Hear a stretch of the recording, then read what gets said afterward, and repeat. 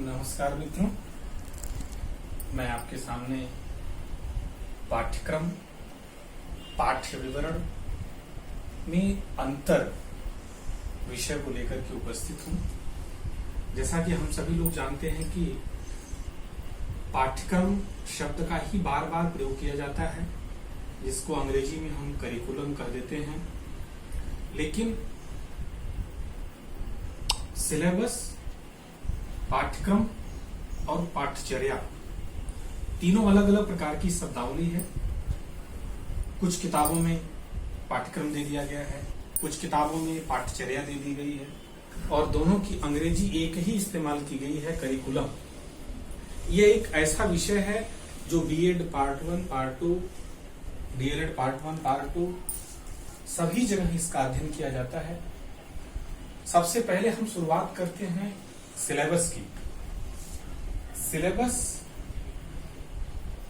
जो इसकी अंग्रेजी सिलेबस ही ज्यादा प्रयोग की जाती है, जबकि हिंदी में इसे पाठ्य विवरण कहते हैं। सिलेबस या पाठ्य विवरण की विशेषता ये है कि इसमें छोटे छोटे कंटेंट दिए जाते हैं।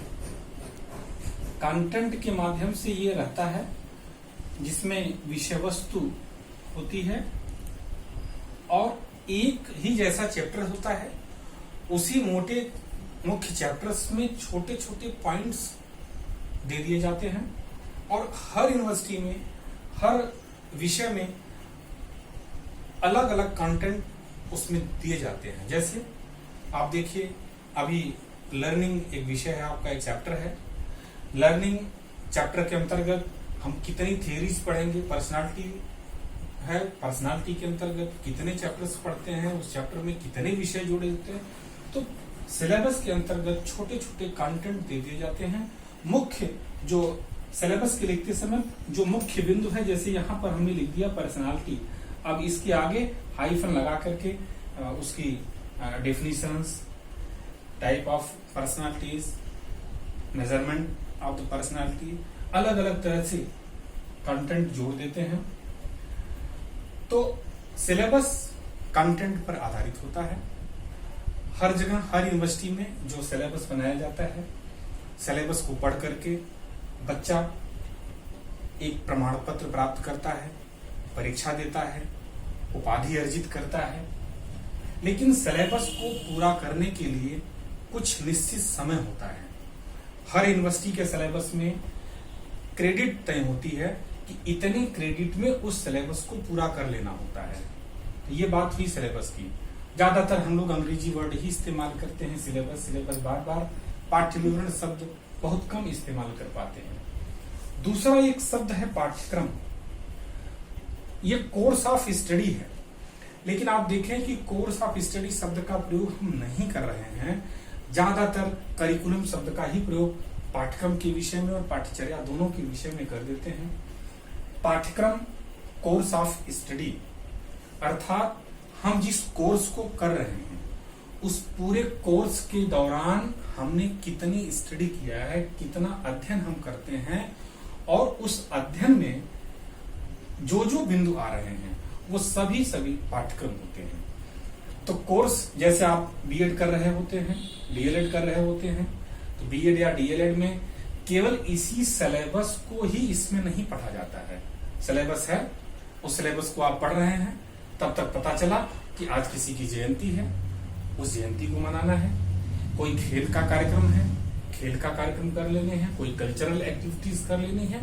तो आप इस विषय को ध्यान दीजिए कि विद्यालय की चहारदीवारी के भीतर, इस चहारदीवारी के भीतर जितनी भी क्रियाएं होती हैं वो सारी क्रियाएं पाठ्यक्रम के नाम से जानी जाती है। कोर्स ऑफ स्टडी, इसका प्रमाण पत्र हमें नहीं प्राप्त होता है।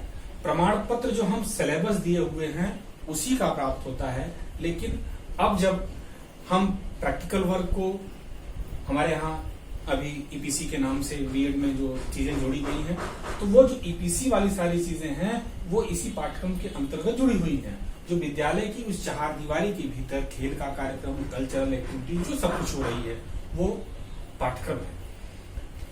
पाठ्यचर्या इसकी अंग्रेजी करिकुलम है। आप इन तीनों अंग्रेजी शब्दों को अवश्य ध्यान रखें, क्योंकि करिकुलम शब्द ही अधिकतम प्रयोग किया जा रहा है।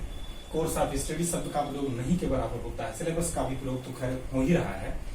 तो करिकुलम, कोर्स ऑफ स्टडी के बाद जो करिकुलम है, इस करिकुलम को ही ज्यादातर लोग डिफाइन कर देते हैं कि ये लैटिन भाषा के क्यूरेल शब्द से बना है, जिसका अर्थ है दौड़ का मैदान।